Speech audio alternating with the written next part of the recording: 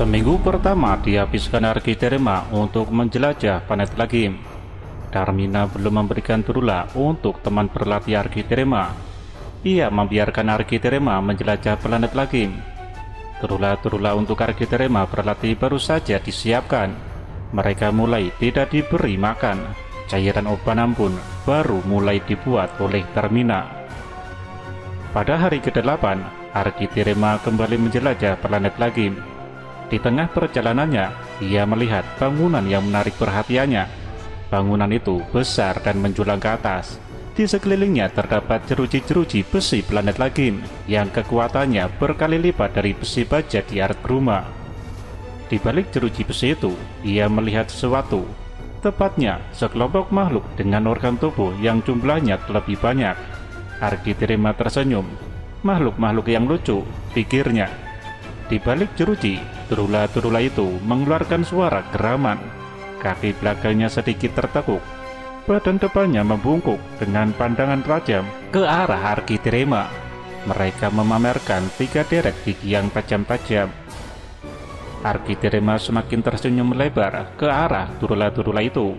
Dikiranya, mulut lebar dengan deretan gigi tajam berlapis-lapis itu adalah senyum para turula. Tertarik untuk memegang Turula, ia berjalan lebih dekat. Namun, tubuhnya terhalang benda panjang-panjang menjulang yang dijajarkan rapat-rapat ini. Tanpa basa-basi, Architerema langsung mendekati jeruji-jeruji itu dan membongkarnya hanya dengan sekali gerakan. Di darinya pagar-pagar yang terbuat dari logam yang kekuatannya melebihi besi baja di Art Bruma. Fontan langsung bengkok, memberi lubang bagi Architerema untuk masuk ke kandang Turula yang kelaparan.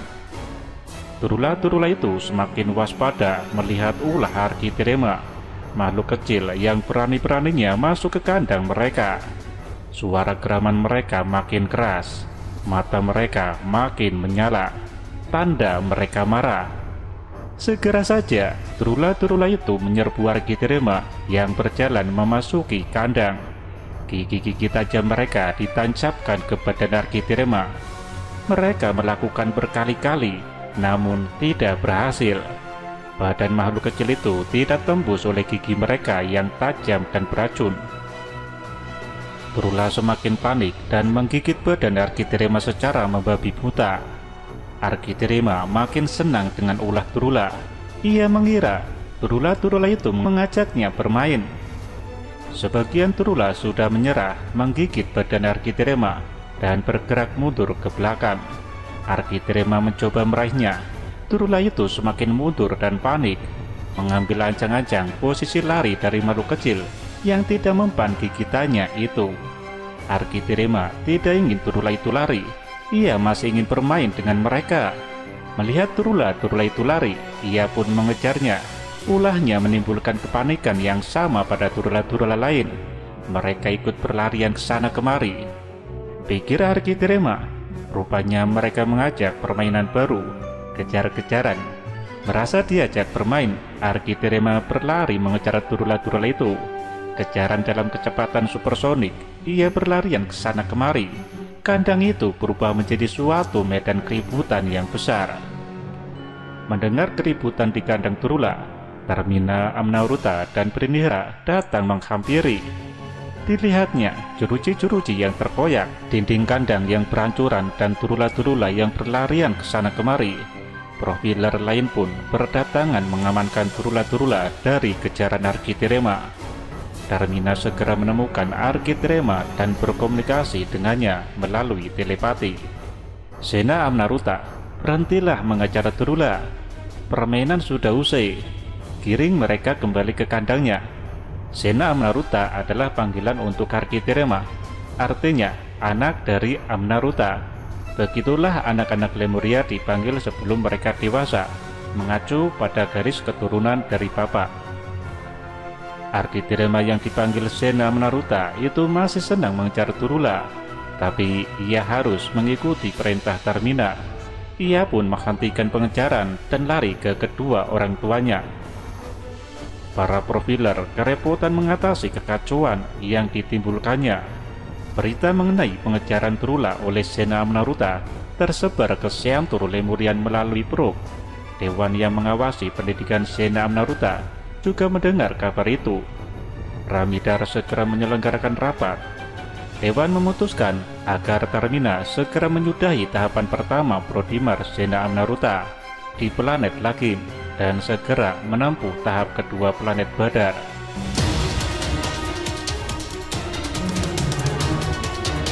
Darmina, Amnaruta, Brinira, dan Sena Amnaruta pergi menuju planet Badar dengan menggunakan Barka.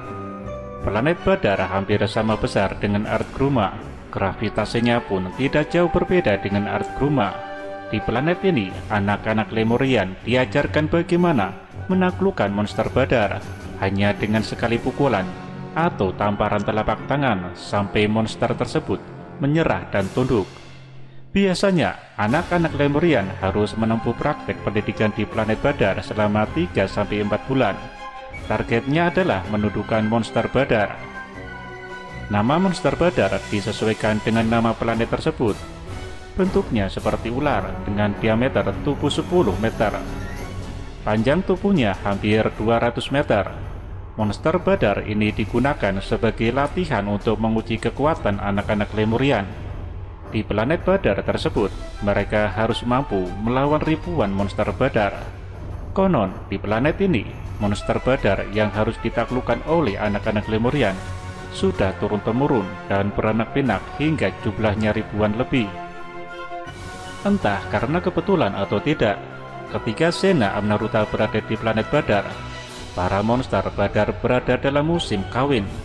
Tak ya lagi, jumlah mereka lebih banyak dari biasanya. Monster Badar ini kawin secara berkelompok, yaitu setiap 100 monster. Ia melihat 100 monster di hadapannya. Mereka berkumpul di lembah antara dua bukit di planet Badar. Darmina mengirimkan tugas yang harus dilakukan Architerema melalui telepati. Sena Amnaruta, cobalah kau taklukkan monster Badar hanya dengan sekali pukul tamparan tanganmu. Bila mereka meluruskan badannya, itulah tanda mereka menyerah. Architerema memperhatikan para monster yang sedang berkumpul itu. Jumlah mereka banyak bertebaran di lembah itu.